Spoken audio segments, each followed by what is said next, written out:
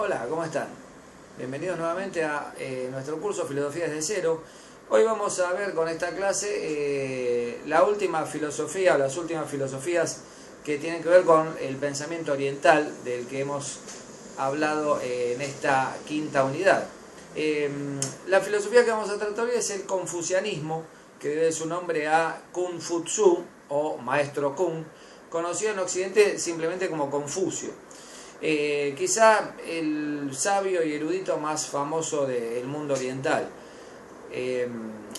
Confucio vivió entre el siglo VI y V antes de Cristo, un poco después de Lao Tse, aunque fueron contemporáneos, y cuenta la leyenda que hubo un encuentro entre ellos en el que Lao lo amonestó por estar demasiado atado a la tradición, al pasado, cuando de lo que se trataba era de generar un pensamiento nuevo.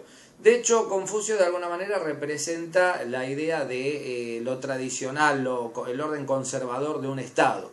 Visión que es un poco arbitraria, ya que en realidad Confucio también tuvo en algunos aspectos la visión de un reformador respecto a el orden feudal que se manifestaba en esas épocas en el mundo chino, y que él quiso modificar de alguna manera y acomodar a un nuevo tipo de política que se estaba empezando a dar en China y que va a plasmarse de un modo muy marcado con la dinastía He, que va a surgir un poco después, alrededor del año 221 a.C.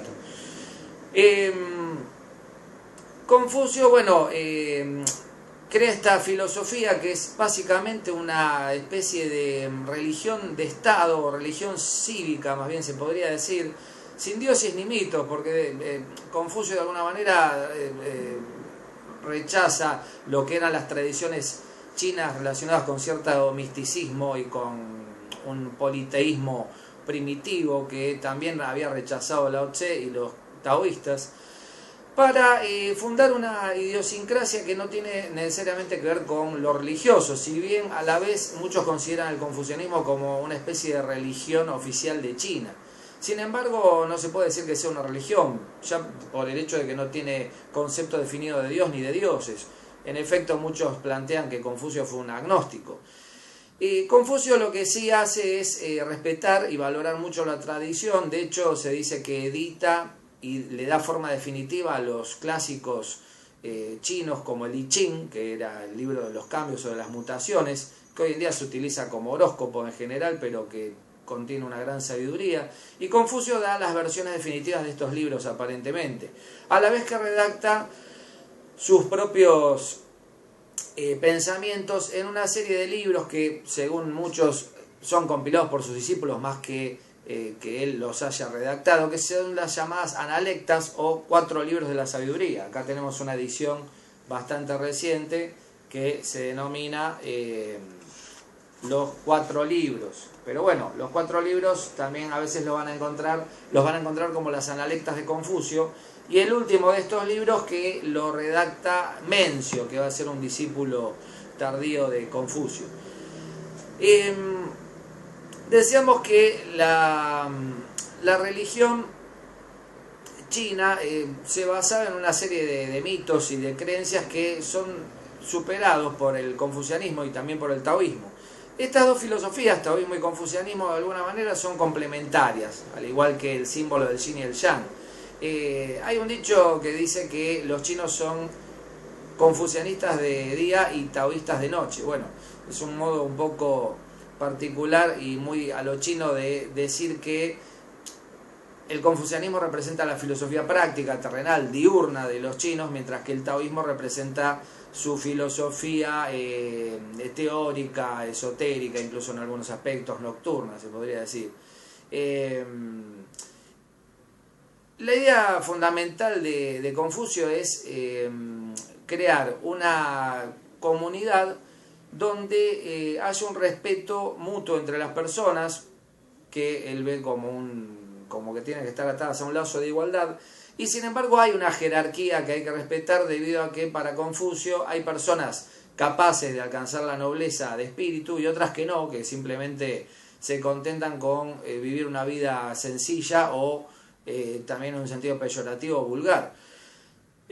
Por eso para él es importante la educación, y de hecho es uno de los grandes educadores de la humanidad, porque él plantea que para que haya buenos gobernantes y personas con un carácter noble, tiene que haber una buena educación sobre ellos. Él de hecho no era alguien que pertenecía a las altas jerarquías, si bien su familia no era pobre, pero cultivó la sabiduría a pesar de no pertenecer al imperio, digamos, o a la alta nobleza. De hecho, Confucio en un momento de su vida tiene que deambular durante unos 13 años por distintos estados del mundo chino para encontrar un gobernante a quien poder dar sus consejos, un poco al modo de Platón cuando hace sus incursiones en Siracusa para poder educar a los soberanos, cosa de la que vamos a hablar próximamente cuando hablemos del mundo griego. Es muy importante pues para Confucio honrar la familia, porque la familia es como una representación en pequeño del Estado, ¿no es cierto? Así como el Estado es una representación en grande de la familia. El hijo menor debe rendir respeto al hijo mayor, al hermano mayor, a la madre y la madre al padre, o en este caso al marido, ¿no es cierto? Habiendo una jerarquía muy patriarcal en este esquema de la familia confuciana. Y este mismo respeto se debe tener respecto a los funcionarios hasta llegar al soberano o al emperador.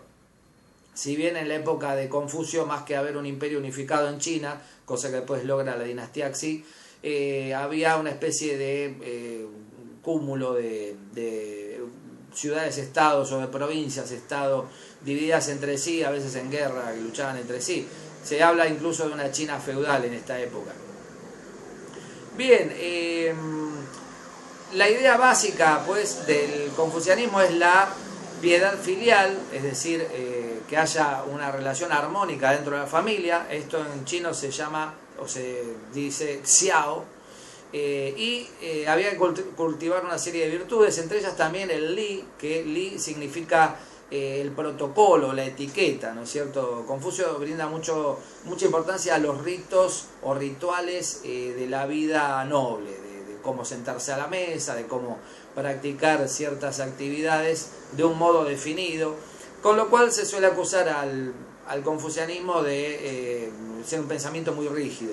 Sin embargo, es la base fundamental de la idiosincrasia china desde aquella época hasta nuestros días. Si bien el confucianismo durante mucho tiempo fue dejado de lado y después hubo resurgimientos paulatinos como el neoconfucianismo durante la Edad Media y el muy posterior el nuevo confucianismo, sin embargo hay una especie de continuidad en la tradición china respecto a esta idiosincrasia que plantea Confucio en su época y que puede rastrearse hasta en el reciente comunismo chino, que en algunos aspectos rescata algunos elementos del confucianismo, ¿no? La imagen de Mao como el soberano que hay que respetar y las familias respetando también ese orden político general.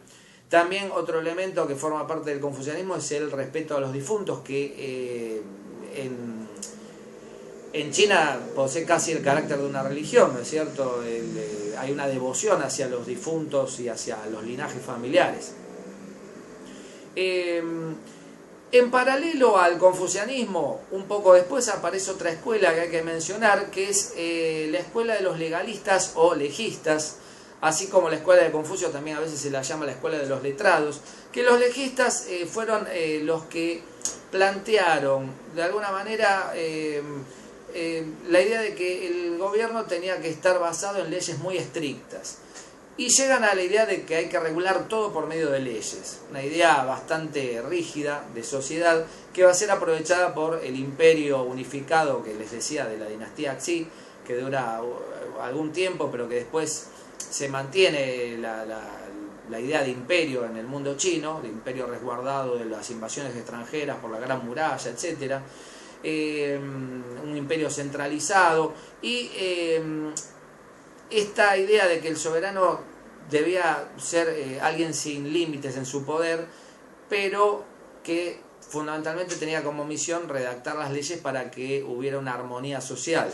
Esto es planteado por los legalistas o leguistas, que tienen un cierto predominio en la historia de China, aunque a la larga las dos tendencias que van a predominar y que van a continuar siendo importantes en este país son el taoísmo y el confucianismo, y también el budismo, que en su forma Yan, de la que hablábamos en la clase anterior, que pasa a Japón bajo el nombre de Zen, cobra una importancia muy, muy grande. Bueno, esto es lo básico que les quería comentar sobre el pensamiento confuciano de este gran filósofo chino. Y para terminar esta sección de pensamiento oriental, que si les interesó les invito a que me pidan temas, o incluso está la posibilidad de hacer un curso nada más que de pensamiento oriental si les resulta interesante, pero bueno, para eso necesitaría que me lo digan, las opiniones. Y para terminar les voy a sugerir algunas películas, cosa que nunca hice hasta ahora, que son películas que de algún modo representan esto que hablamos de el pensamiento oriental. Una es 7 años en el Tíbet, posiblemente ya las hayan visto porque son películas bastante conocidas. Una película que cuenta la historia del Dalai Lama actual y que de alguna manera nos puede permitir entrar de un modo intuitivo o llamémosle vivencial a la filosofía del budismo, al menos en su aspecto mahayana, es decir, el budismo del Tíbet. Para comprender o mimetizarse con la idea del taoísmo, les sugiero esta película, La Casa de las Dagas Voladoras, que es una película china. También pueden ver la película Héroe, que también tiene los mismos elementos. Son películas que, si bien no tratan de filosofía, son películas de aventura, expresan mucho de lo que es la concepción de la vida propia del taoísmo. También El Tigre y el Dragón, otra película bastante conocida.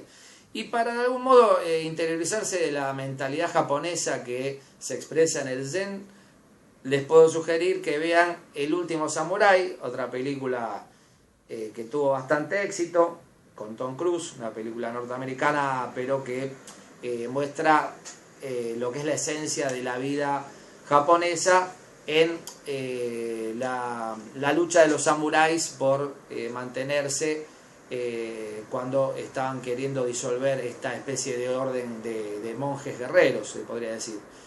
Así que con esto terminamos esta sección. Suscríbanse al canal si les parece interesante este curso, y nos vemos próximamente para introducirnos ya de lleno en el mundo de la filosofía griega, que es la filosofía tal como en Occidente solemos comprenderla. Gracias y nos vemos pronto.